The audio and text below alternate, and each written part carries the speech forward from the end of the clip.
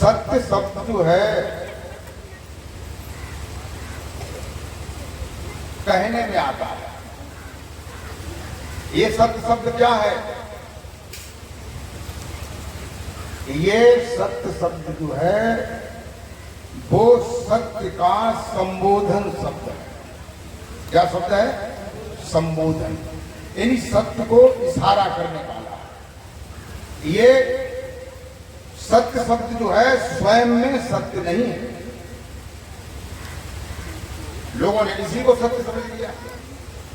अरे सत्य तो हम जिज्ञासा कहते हैं, सत्य, ठीक है।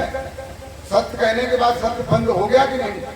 जीभ चली, ओठ चले, कंठ चले, अगर इनके चलने से अगर सत्य इन ओठ कंठ पर, मुंह पर अगर आधारित है तो सत्य कहां हुआ?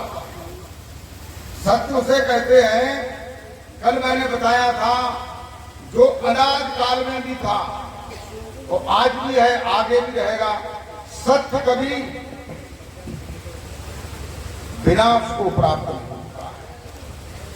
सत्य किसी आधार, किसी चीज पर आधारित है। सत्य हमेशा मौजूद है। देखो, कवि साहब ने कई भजनों में ये लिखा है कि मनुआ कब भजो सतनाम। तो लोगों ने ये समझ लिया कि जो सत्य नाम है वो ही सत्य नाम शब्द है, यही तो समझ लिया। देखो, ये बड़ी गहरी और बड़ी बारीक बात है। इसी में जो है कबीर के 12 पंथ जो है अटके हुए हैं इसी बात पर, और भी पंथ जो है चल रहे हैं। उन पंथों में भी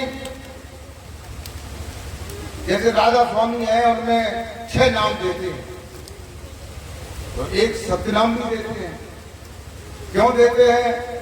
हो सकता है कि सत्य नाम ही भवसागर से पार करता हो, तो अपने 5 नाम जो है ये बेकार चले जाएंगे, तो सत्यनाम को भी ले लो। जय गुरुदेव बाबा ने भी सत्यनाम लिया, धन सतगुरु ने भी सत्यनाम अपने में जोड़ लिया। लेकिन प्रेमी भक्तों, सत्यनाम कहता क्या है इसको हम समझे। सत्यनाम जो है 2 शब्दों से मिलकर के बना है। एक शब्द है सत्य और दूसरा शब्द है नाम। तो इसका अर्थ क्या हुआ है?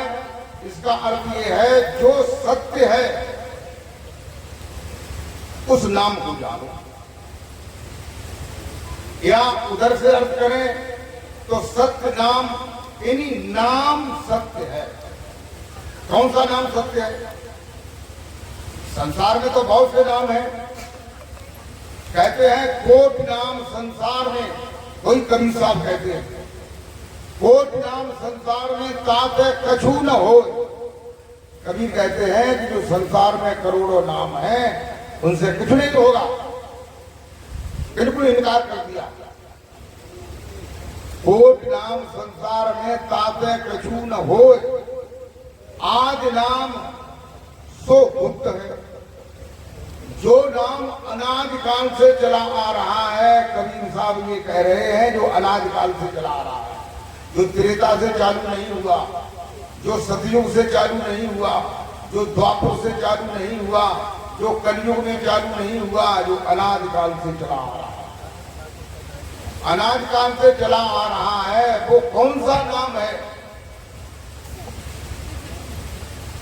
उस नाम को हमें समझना है। कवि साहब कहते हैं, क्या कहते हैं?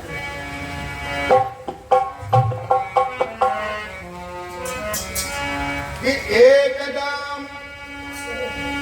एक नाम गुरुदेव को हरिता का अनंत विचार। एक नाम गुरुदेव को हरिता का अनंत विचार। एक नाम गुरुदेव को ताका अनंत विचार।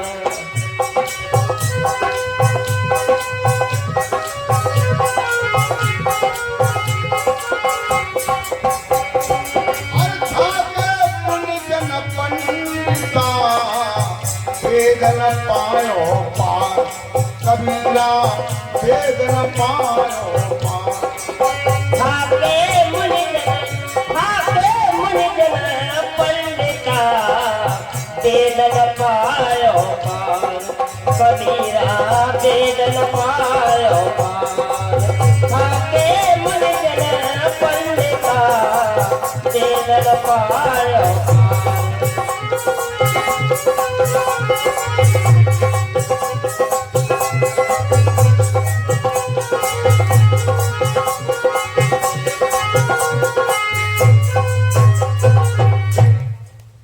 मेरे भगवत बंधुओं, कबीर साहब कहते हैं कि एक नाम गुरुदेव का, गुरु महाराज जी का एक ऐसा नाम है,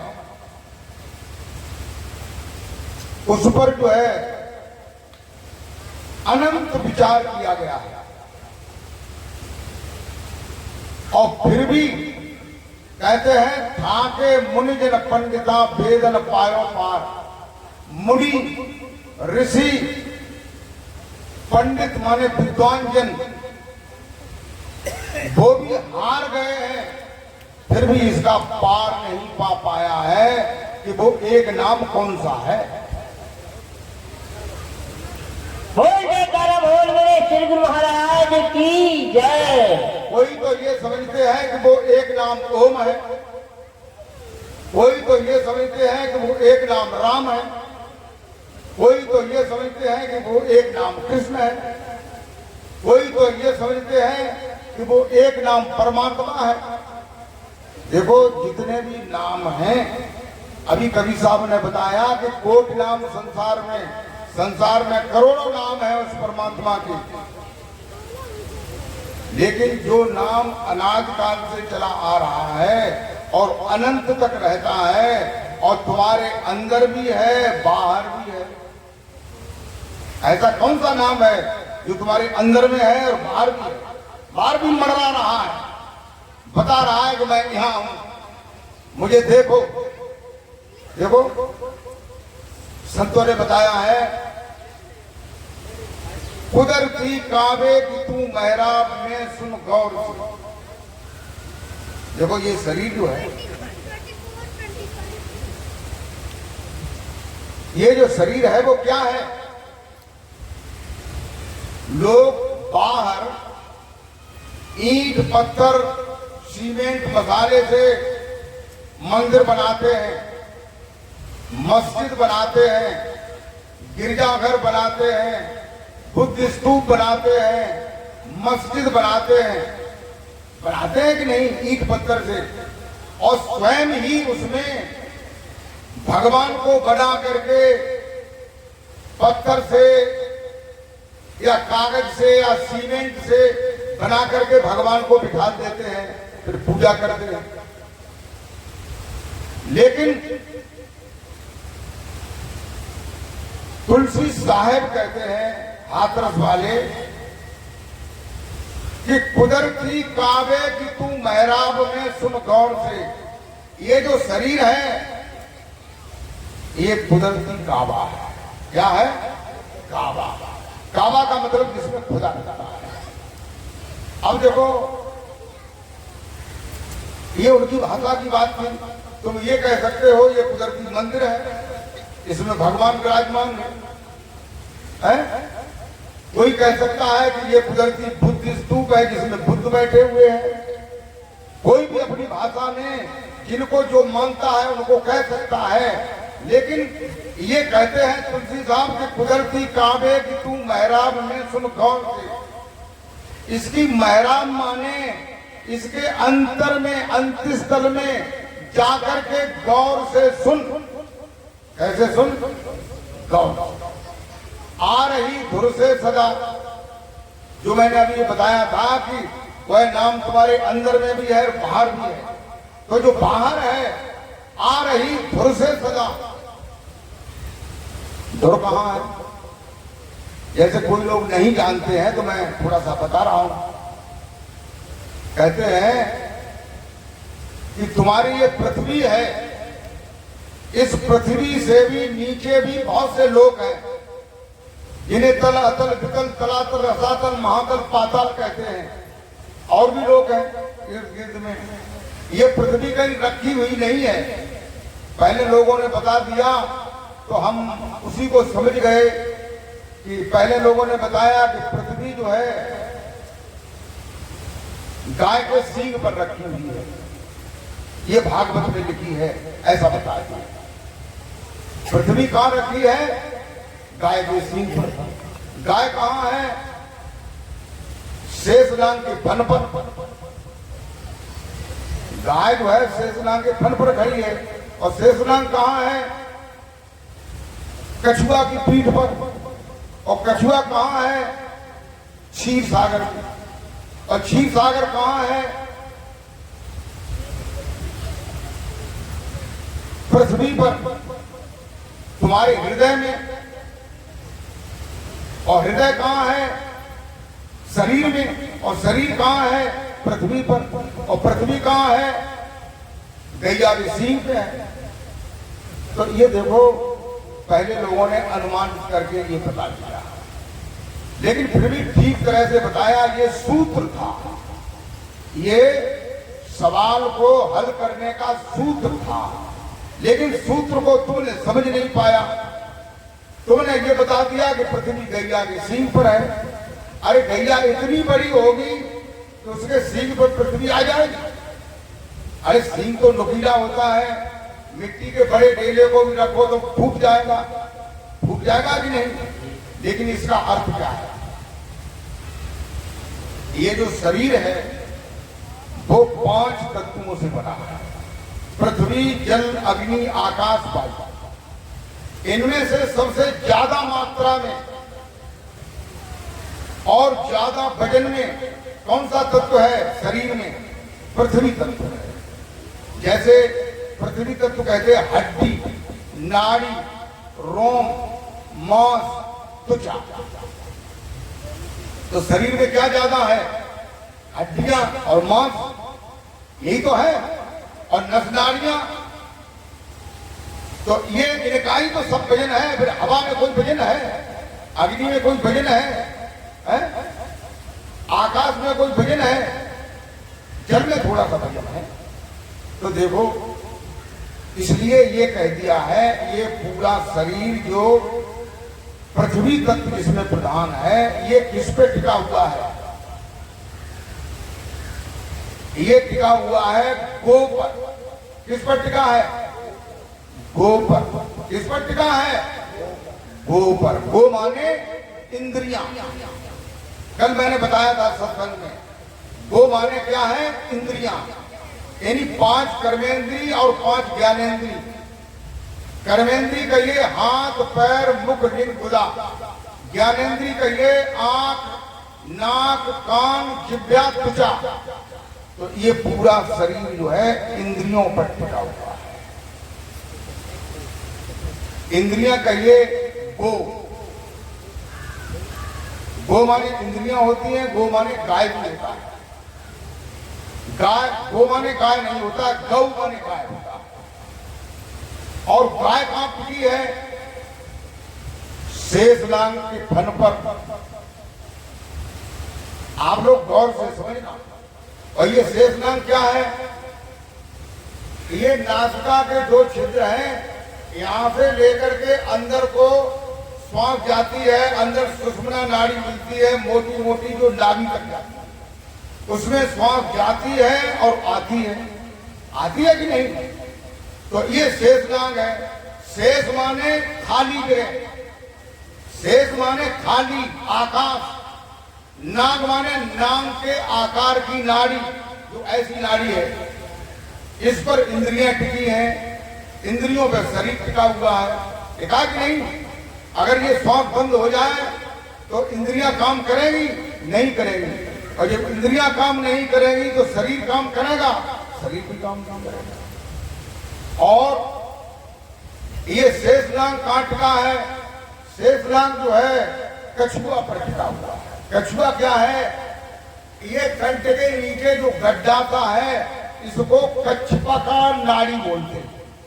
इसी में तुम्हारे कर्मों के जो जीवन में कर्म करते हो, अच्छे या बुरे उनके संस्कार इसमें रखे हुए हैं। प्रेम भक्तों, ये कछुआ जो है कहाँ है? क्षीर सागर में। और क्षीर सागर कहाँ है? क्षीर सागर ये है, क्षीर माने दूध। तो ये जो है यहाँ पर जितने भी लोग बैठे हैं, इन्होंने इस क्षीर सागर से दूध पिया है कि नहीं पिया है? नहीं पिया, पिया। ये कैसे पिया है? ये भगवान विष्णु की कृपा से, क्योंकि वो ही सृष्टि के पालन करता है। तो बच्चा जो है पेट में है, अभी निकला नहीं, निकलने वाला है कुछ टाइम में, और दूध जो है यहाँ पर आ गया इस दिनों में उसके पीने के लिए। तो कहते हैं कि ये शेष नाम क्षीर सागर में है, और क्षीर सागर पृथ्वी पर है, शरीर पर, और शरीर पृथ्वी का महान अंश है। तो इसलिए जो है ये पृथ्वी कहां टिकी हुई है? देखो, जैसे सूरज चमक रहा है, चंद्रमा चमक रहा है, वहां कोई धरती है जिसमें वो बैठ टिका हुआ है? नहीं टिका है।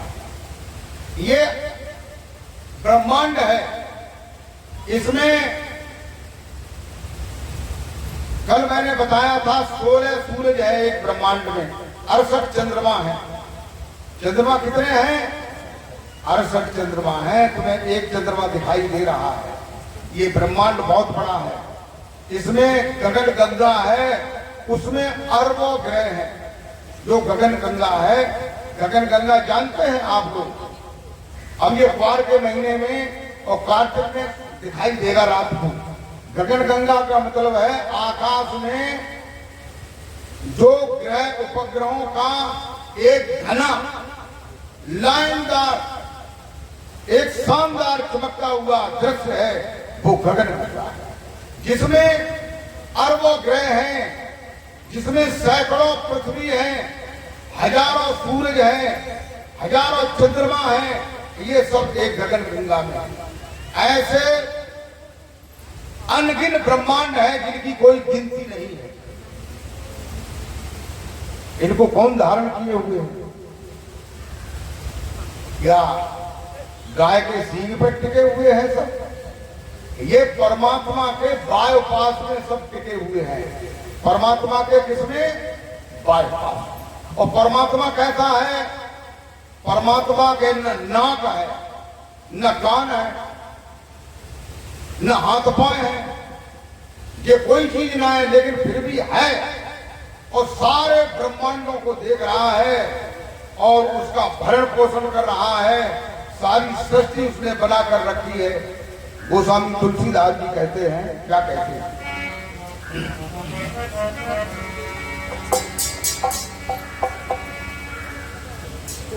कि बिनी पग चल है सुने बिनी काना, और कर बिन करम कर बिन पग चले सुनाए बिन काना, और बिन करम करे बिन नामा। बिन पग चले सुनाए बिन काना, और बिन करम करे बिन नामा।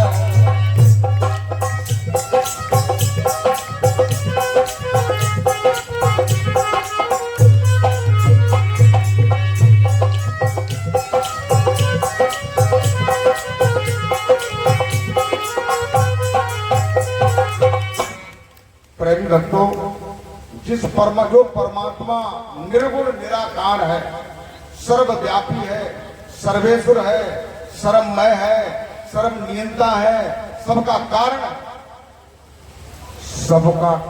है। सारी सृष्टि का, अनंत ब्रह्मांडों का, और ब्रह्मांड में जो ब्रह्मा विष्णु महेश, इंद्र, उपेंद्र, दिक्पाल, कुबेर, चित्रत, ये मोटे मोटे महान पुरुष हैं, इनका भी वही परमात्मा कारण है कि नहीं है? आप लोगों ने देखा होगा, ये तीनों लोग जो है उस परमात्मा का भजन करते हैं। ब्रह्मा विष्णु महेश किनका भजन करते हैं?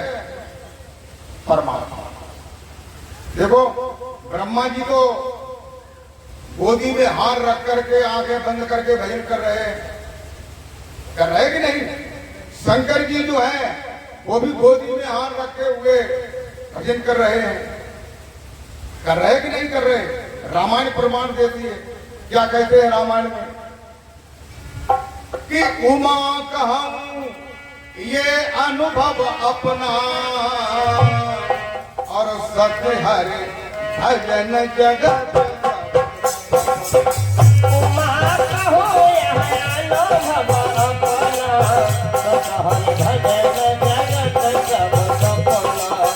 उमा कहो यह अनुभव अपना, सत्य हरि भजन जगत सब सपना।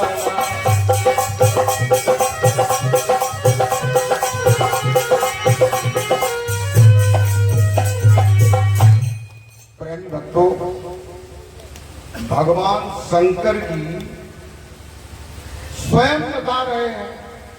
क्या बता रहे हैं? कि हे उमा, मैं अपना अनुभव बता रहा हूं। अगर संसार में कोई चीज सत्य है तो भगवान का भजन है। ये शंकर जी कह रहे हैं। और हम शंकर जी की पूजा में लगे दनादन दय दनादन दय दनादन, और ये समझ नहीं रहे कि ये किन्हीं की पूजा कर रहे हैं। इन उनसे भी आगे कोई है, वो परमात्मा है। और भगवान विष्णु जो है वो भी भजन कर रहे हैं। वो कैसे कर रहे हैं? वो ऐसे किए लेटे हुए हैं। किसी भी आसन पर भजन कर सकते हो। तो प्रेमी भक्तों, ये विभूतियां भी भजन कर रही हैं। और ये एक ब्रह्मांड में है, ऐसे दूसरे ब्रह्मांड में भी ये ब्रह्मा विष्णु महेश है। ऐसे तीसरे चौथे हजारों और बहुत से ब्रह्मांड हैं जिनमें सब में ब्रह्मा विष्णु महेश हैं। ये महान कर्मचारी है। ब्रह्मा जो है वो सृष्टि करता है, विष्णु जो है वो सृष्टि के पालन करता है, शंकर जी जो है वो सृष्टि के संहार करता है। ऐसे ये हर ब्रह्मांडों में है। और इन सबको वह परमात्मा ही गाइड कर रहा है, जो निर्गुण निराकार है, जो सर्वव्यापी है, सर्वेश्वर है, सर्वमय है, सर्वनियंता है, सबका कारण है। और कहते हैं तुलसीदास जी क्या कहते हैं? आनन रहत सकल रस भोगी, और बिनु बाणी बता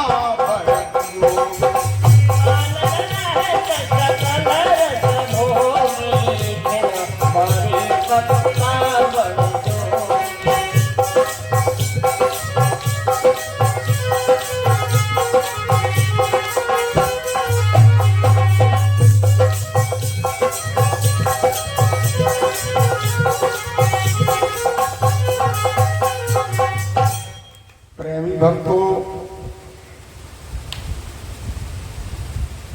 इसके पहले चौपाई में ये बताया था कि बिनी पग चला है सुने बिनी काना। देखो, जिस परमात्मा की मैं बात कर रहा हूं, जिस परमात्मा के बारे हमारे वेद, उपनिषद, दर्शन, रामायण, गीता, ये शास्त्र जिस परमात्मा के बारे में बात कर रहे हैं, देखो इस बात को भूल जाइए। वैसे लोग जो है भाव भंगिमा में आकर के कृष्ण को भी परमात्मा कहते हैं, कोई राम को भी परमात्मा कहते हैं, और रामपाल महाराज जी कबीर साहब को परमात्मा कहते हैं।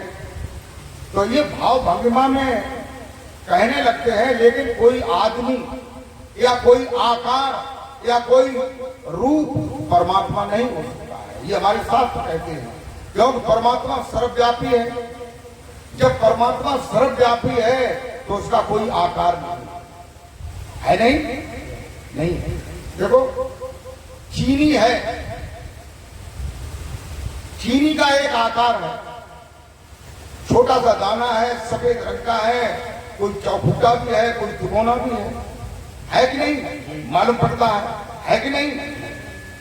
और हम 50 किलो चीनी 3 कुंटल पानी में डाल दें, उसे घोल दें, फिर चीनी के आकार को आप देखना चाहें देख सकते हैं? नहीं देख सकते। क्यों? कि वो सर्वव्यापी हो गया कि नहीं? तो सर्वव्यापी अगर हो जाएगा तो फिर उसका आकार। गोस्वामी तुलसीदास जी कहते हैं, क्या कहते हैं कि हरि व्यापक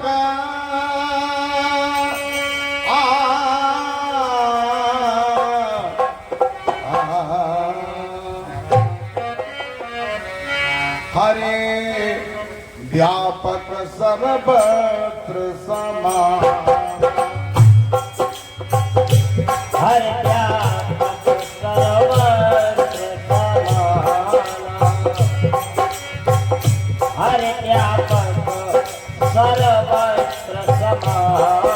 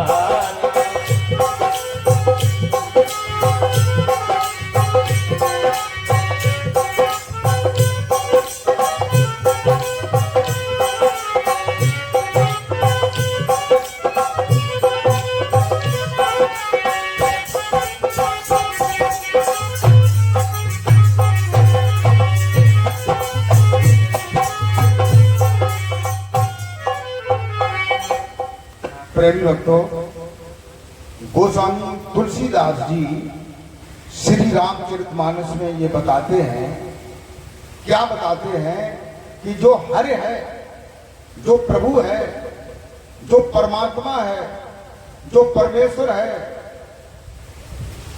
एक ही के लिए ये इतने संबोधक शब्द बोले गए। यानी जो हरि है वो व्यापक है, और दूसरा शब्द है सर्वत्र व्यापक। सर्वत्र माने हर जगह। कहीं आप चोरी करेंगे अकेले में या दुकेले में कहीं भी करेंगे तो वहां हर है कि नहीं है? इन्हीं वो तुम्हें देख रहा है।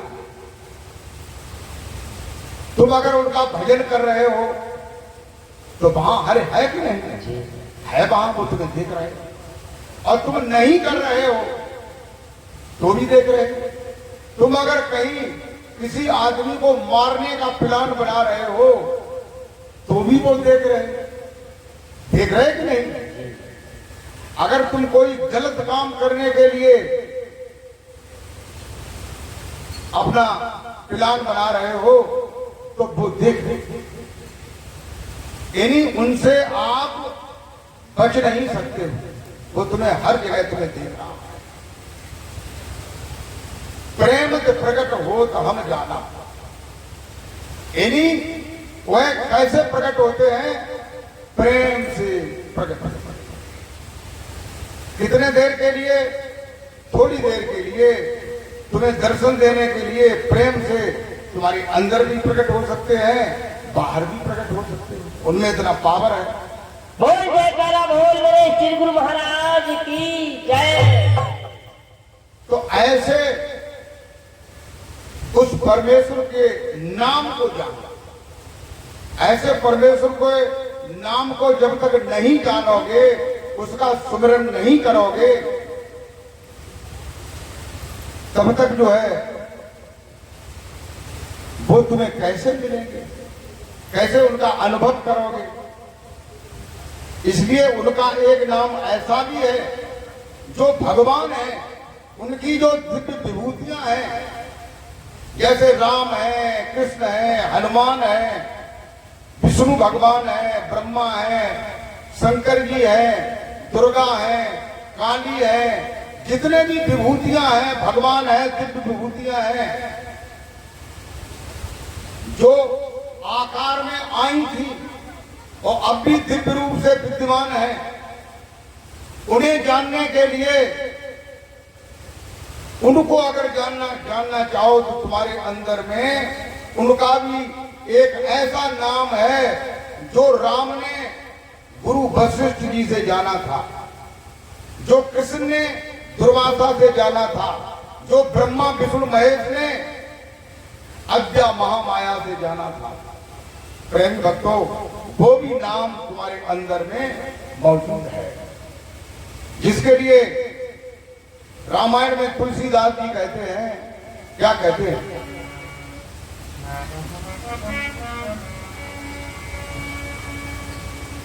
कि जासु नाम सुमिरत एक बारा और उतर है नर भव सिंधु अब। जासु नाम सुमिरत एक बारा, उतर है नर भव सिंधु अपारा। जासु नाम सुमिरत एक बारा, उतर है नर भव सिंधु अपारा।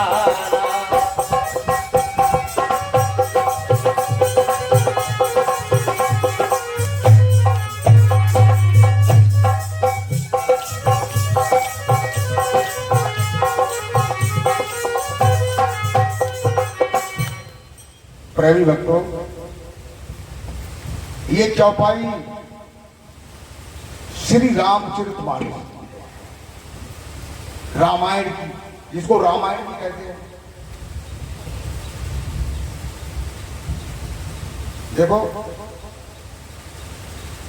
रामायण को हमने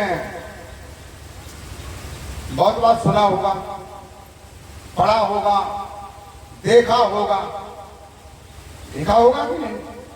लेकिन कोई तुमसे ये पूछे कि रामायण ये क्या है, रामायण किसे कहते हैं, तो आप नहीं बता पाएंगे। देखो, रामायण में ही तुलसीदास जी ने ये बताया है कि जासु नाम सुमिरत एक बार। अरे वो ये कह देते, क्योंकि रामायण की, राम रामायण के प्रधान नायक हैं। खास जो है कथा है वो राम पर ही तो है, तो वो ये लिख देते कि राम राम सुमिरत एक बारा, उतरे नर भव सिंधु पारा। ये लिख सकते थे कि नहीं, लेकिन ये नहीं लिखा। उन्होंने लिखा जास नाम।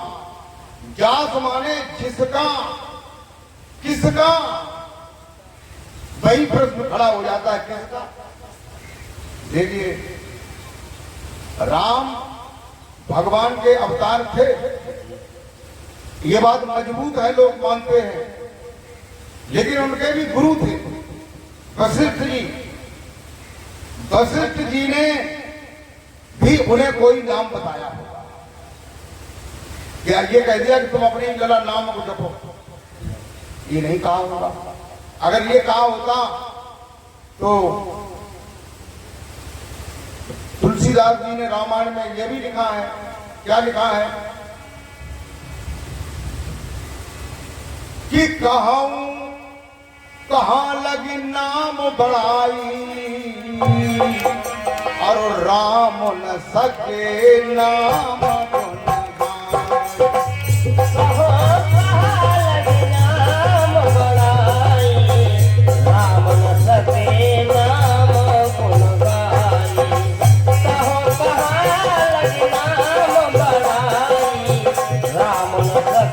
नाम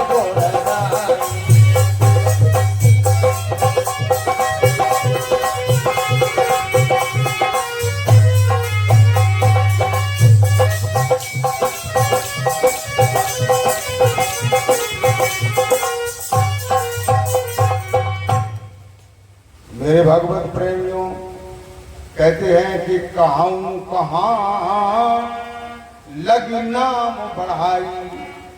कहते हैं कि मैं नाम की प्रशंसा को कहां तक कहूं। भगवान राम स्वयं अपने मुखारबिंद से ये उन्होंने कहा कि नाम की बढ़ाई मैं कहां तक कहूं। इसकी प्रशंसा करते करते कितनी भी प्रशंसा की जाए फिर भी उसकी प्रशंसा कम है। तो इसका मतलब क्या है कि वो भी नाम की महिमा को जानते थे, उस नाम को उन्होंने भी सुमिरन किया था। प्रेमी भक्तों, वो कौन सा नाम है जिसके लिए कहते हैं कि एक बार सुमिरन करो तो भवसागर से पार हो जाओगे। एक बार, केवल एक बार सुमिरन करो तो भवसागर से पार हो जाओगे। वो कौन सा नाम है और पार क्या है? कुछ लोग नाम लाए भाई हैं पे सोचेंगे अब तो कितने कर चुके हैं, तो बिना के अहंकार हो जाए सो बताए दे में बात।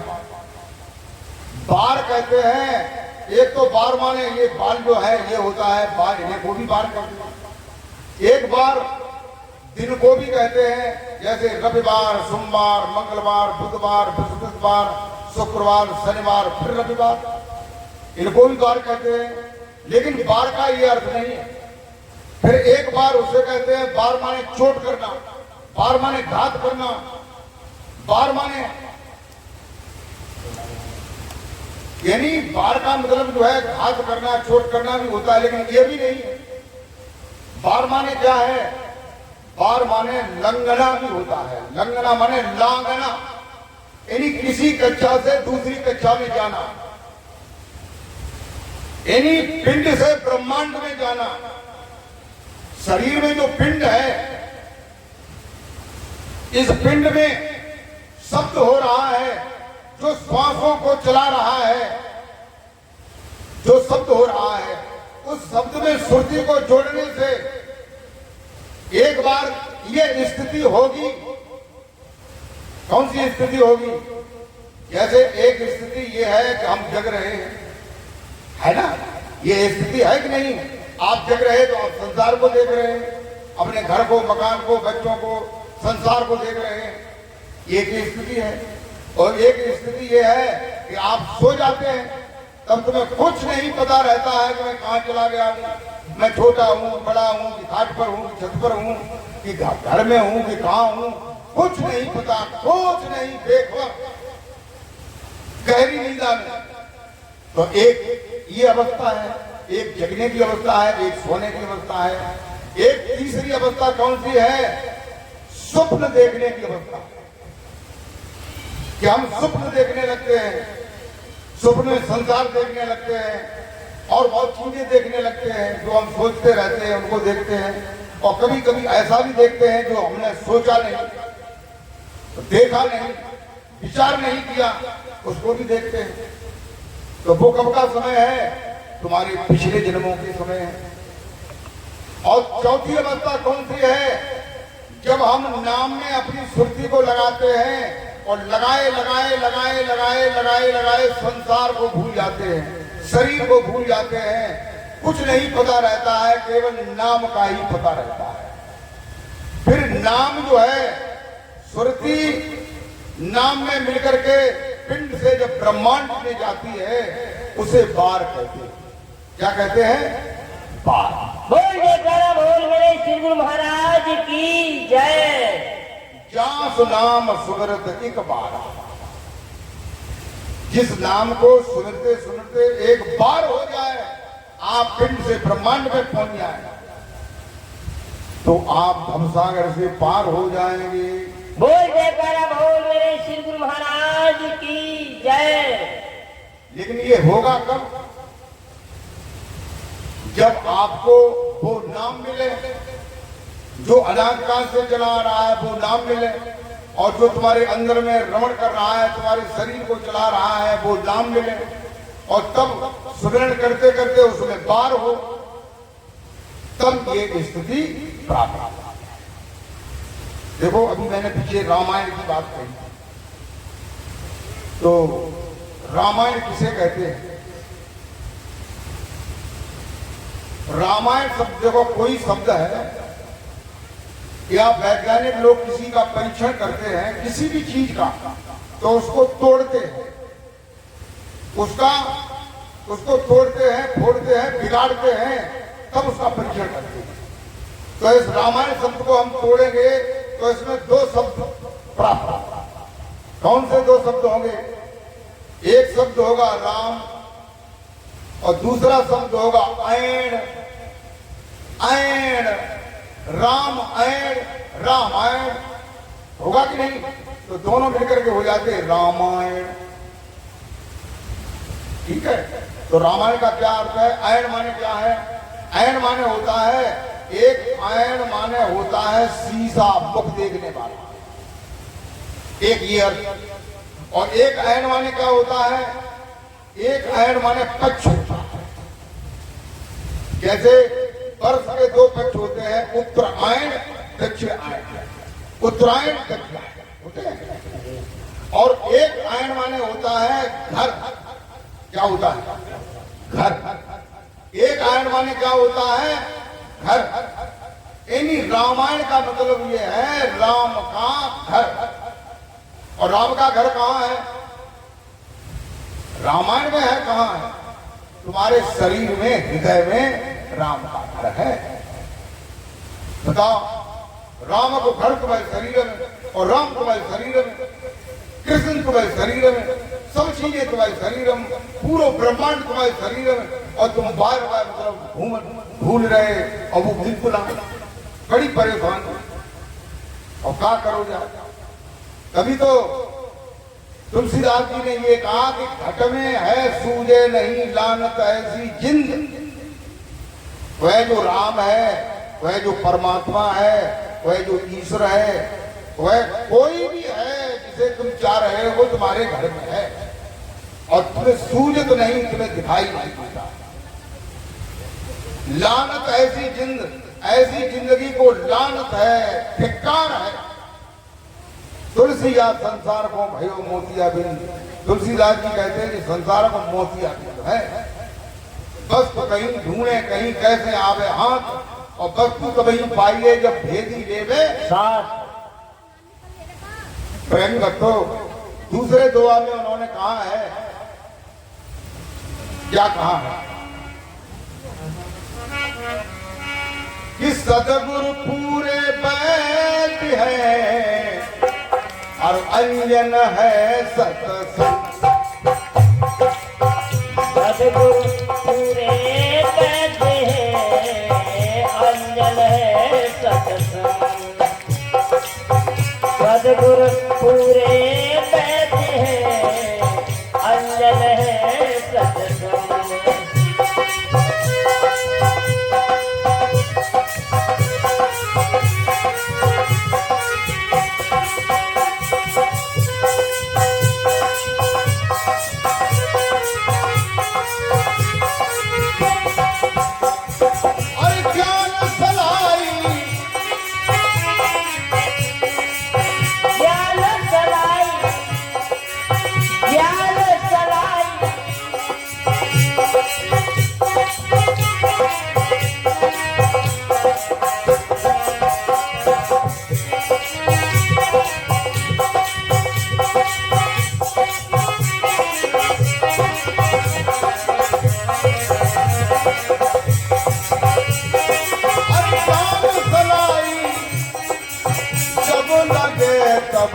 कटे मोतिया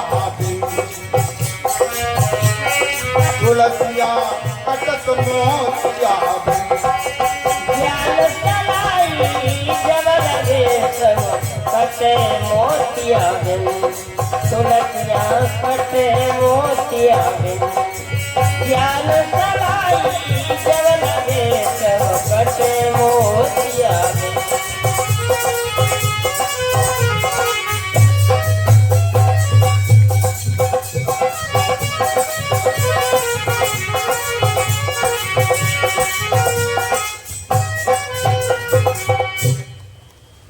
ये जो मोतिया बिंदु की मर्ज है, जैसे हमें इन आंखों में मोतिया बिंदु आ जाता है तो हमें एक चंद्रमा के दो चंद्रमा दिखाई देते, यानी एक चीज की दो चीजें, चार चीजें, छह चीजें दिखाई देती हैं। इसका मतलब क्या है? परमात्मा कै है? परमात्मा कितने हैं? एक है। और हमें बहुत से नजर आए, परमात्मा के नाम कै हैं? एक है। और हम बहुत से नाम जपते फिरे, तो इसका मतलब क्या है? कि तुम्हें मोतिया बिंदु है। क्योंकि नाम एक है, कि परमात्मा एक है, तो तुम्हें मोतिया बिंदु है। इसलिए जब सदगुरु मिल जाएंगे तो मोतिया बिंदु खत्म हो जाएगा, और जब मोतिया बिंदु खत्म हो जाएगा तो एक नाम दर्शेगा, एक परमात्मा नजर आएगा। अब मैं आप लोगों को एक छोटा सा भजन सुना रहा हूं।